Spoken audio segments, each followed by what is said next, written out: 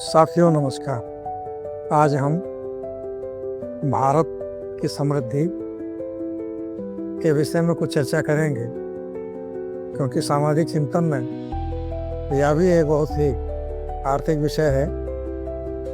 हम देखते हैं कि जब अंग्रेज़ों के अधीन भारत कई देश रहे हैं, जैसे अमेरिका है, चीन है, जापान है, यह सभी भारत के साथ ही अंग्रेज़ों के अधीन रहे हैं। लेकिन उन लोगों ने इतनी तरक्की की है कि भारत से कई गुना वहाँ संपन्नता दिखाई देती है। आज अमेरिका पूरे विश्व पर अपना कब्जा जमाने में अभी सफल बना हुआ है, और हमारे देश की यह स्थिति है कि अगर कोई सरकार योजना 10 साल के लिए बनाती है, तो जब तक वह योजना अस्तित्व में आती है, तब तक हमारे देश की जनसंख्या इतनी बढ़ चुकी होती है कि वह योजना ही विफल हो जाती है। ऐसे में हम जहाँ से चलते हैं वहीं खड़े रहते हैं। आज हमारे लोगों में, हमारे देश के लोगों में प्रति व्यक्ति आय में कुछ थोड़ी बहुत मामूली सी वृद्धि हुई है, लेकिन जितना चाहिए वह नाकाफी। पूरे विश्व में फिनलैंड, नॉर्वे, डेनमार्क ऐसे देश हैं जहां पर गरीबी का नामो निशान नहीं।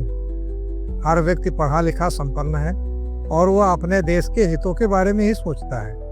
ऐसा हमें भारत में दिखाई नहीं देता, क्योंकि प्राचीन इतिहास को पढ़ने के बाद मैंने ये देखा कि भारत के में रहने वालों ने भारत के लिए गद्दारी करने से कभी पीछे नहीं रहा।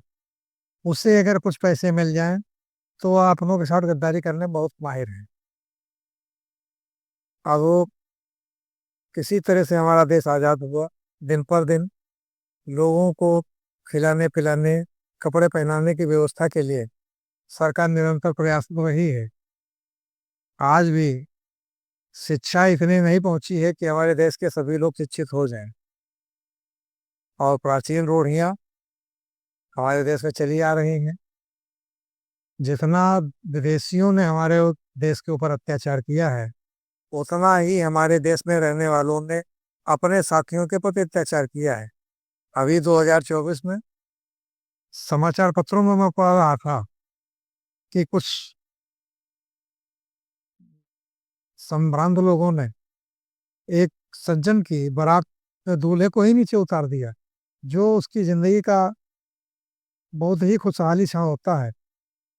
अब उसकी आपने सत्यानाश कर दी, वह जिंदगी में आपका नहीं हो सकता है। और सब नारा लगाते हैं कि हम सब एक हैं। सवाल ही पैदा नहीं होता, हम सब एक नहीं हो सकते। इसके लिए हमें सबसे पहले अहम छोड़ना होगा और धैर्य बनाकर अगले की बात सुननी होगी। सरकार से मेरी गुजारिश है कि ये शिक्षा की ऐसी व्यवस्था करे कि कम से कम भारत का वह व्यक्ति जहाँ जिस हाल में रह रहा है, कम से कम साक्षर तो हो ही जाए, क्योंकि शिक्षा के साथ साथ उसे अपने पेट भरने की भी नितांत आवश्यकता होती है। जब पेट नहीं भरा होगा तो कोई भी शिक्षा काम नहीं करेगी। जैसे आंगनबाड़ी चल रही है, नौनिहाल उसमें जा रहे हैं, लेकिन किसी भी आंगनबाड़ी केंद्र को आप देख लीजिए, सिवाय फॉर्मेलिटी के वहाँ कुछ नहीं मिलेगा। ऐसे में जितनी सरकार की जिम्मेदारी है, उतनी ही भारत के नागरिकों की भी जिम्मेदारी है कि पूर्णतया ईमानदारी से उन निर्देशों का पालन करें जो उन्हें दिए गए। इस तरह सभी लोग ईमानदारी की चर्चा तो जरूर करते हैं, लेकिन बेईमानी करने में कभी पीछे भी नहीं रहते। इसलिए हम लोगों को पूर्णतया उन योजनाओं का लाभ ही नहीं मिल पाता है जो सरकार द्वारा चलाई जाती है।